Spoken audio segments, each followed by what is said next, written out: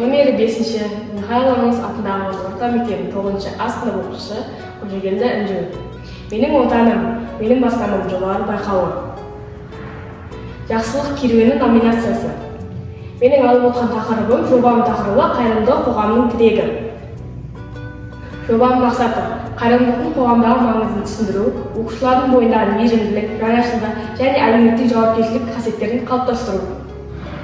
Жобаның міндеттері қайырымдылық ұғымының мәні мен мазмұнын ашу, қоғам өміріндегі қайырымдылықтың рөлін анықтау, оқушылар арасында мейірімділік пен жанашырлық құндылықтарын насихаттау, қайырымдылықтың акциясын ұйымдастырып, нақты көмек көрсету.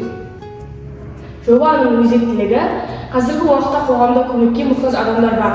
Сондықтан қайырымдылық жасау әр адамның азаматтық борышы.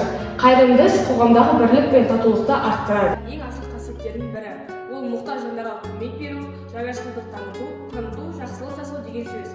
Қайырымды адам өзгеге көмектескенде ешқандай пайда күтпейді, тек жүрек қалауымен әрекет етеді. Бүгінде елімізде қайырымдылықпен айналысатын қорлар мен еріктілер көп.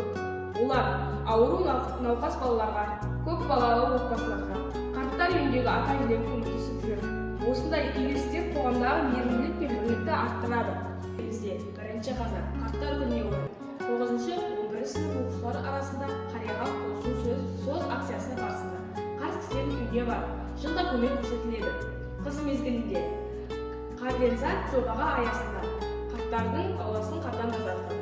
Жақсылық жасап жарысайық, қайырымдылық қайырлыс атты акциялар ұйымдастырылып өткізіледі.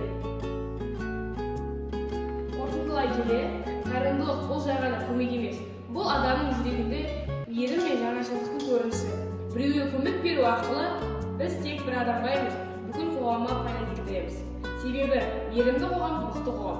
Әр адам бір жаққа жақсы іс жасаса, әлем жақсарады.